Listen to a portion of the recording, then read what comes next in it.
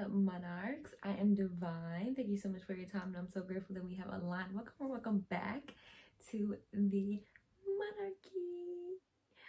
Okay, so monarchy.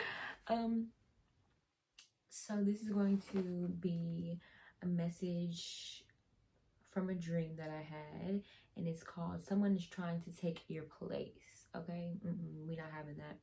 So basically, I was in the dream, and my boss or my employer, not in real life, but just in the dream, okay, they gave me like a schedule or something, or like a sheet that you had to fill out, a schedule or something like that, right? And so I went and I like filled out my sheet and whatnot. So then I went to go stand in line because we had to turn in our schedules, right? So I'm standing in line, but I'm not in line. Listen to that spiritually too. Like I'm standing there like where the line is, but I'm not in line, right? And I'm standing exactly where my place is, like where my spot is, but I'm not in line, right? I'm just standing there.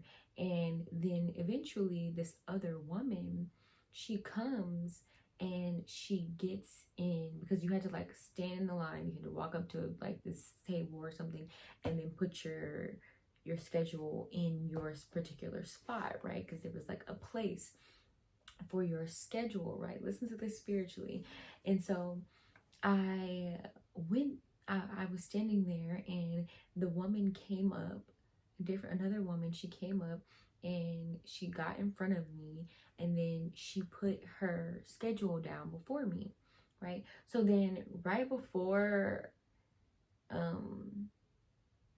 like right when I saw her, come in front of me, I got back in front of her, right? I was like, oh no, like you're not about to skip me, like, right? I was like, you saw me standing here, okay? I wasn't standing in line, but I was standing here. You saw me standing by my place, but not in place. Hear this spiritually, right?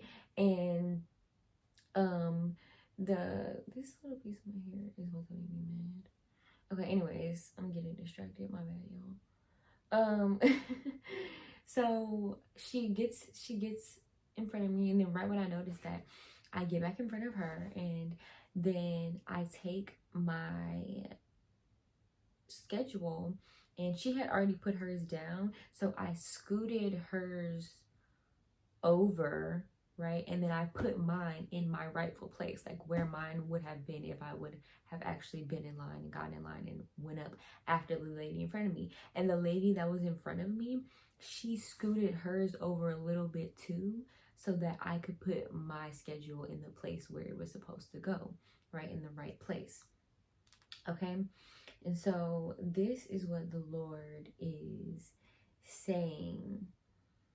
God is saying, get in line, right? Because like I said, I knew it was my place, but I wasn't being vigilant about getting in place, right? I knew where I was supposed to be, and I was standing right there, but I just wasn't in line. Even though I was by the line, I wasn't in line, right? And so when the lady got in front of me, I did fight for my spot, right? Because like I said, as soon as I saw her take my spot, I got in line, right? But the Lord is saying, like, don't wait to get in line until you see it's about to be gone, or you see somebody else is about to get it, or you see somebody else is doing what the Lord told you to do, somebody else is going where the Lord told you to go.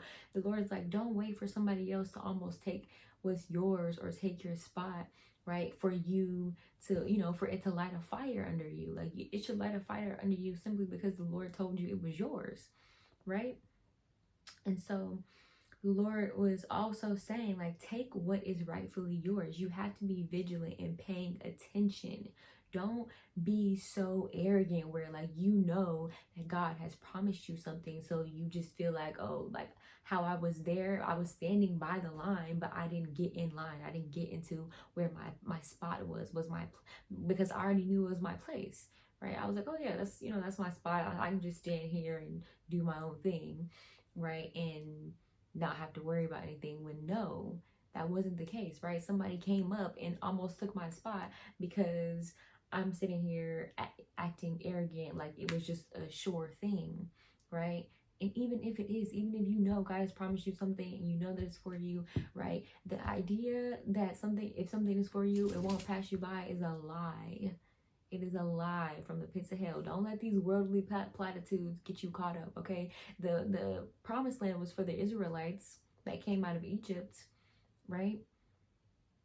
11 days. They're supposed to get to their promised land in 11 days, and they ended up wandering in the wilderness for 40 years. Does that mean that the promised land wasn't for them? No, it was for them.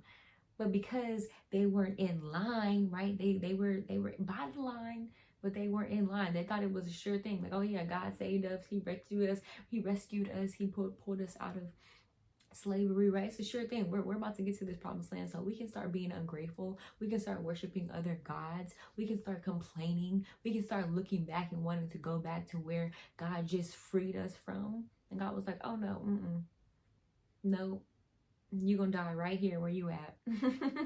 And your descendants will see the promised land, right? Don't be the person where it has to skip your generation or it has to skip you and go to your kids because you don't know how to act, you don't know how to get in line, right?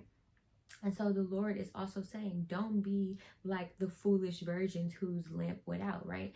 And this is in Matthew 25, and it says, then the kingdom of heaven will be like the 10 brides who took their lamps and went to meet the bridegroom. Five of them were foolish, and the 5 were wise. The 5 who were foolish didn't take enough olive oil for their lamps, but the other 5 were wise enough to take along extra oil. When the bridegroom was delayed, they all became drowsy and fell asleep. At midnight, they were roused by the shout, look, the bridegroom is coming. Come out and meet him. All the brides got up and prepared their lamps. Then the 5 foolish ones asked the others, please give us some of your oil because our lamps are going out, right? So now, but the others replied, we don't have enough for us all. Go to a shop and buy some for yourselves, right?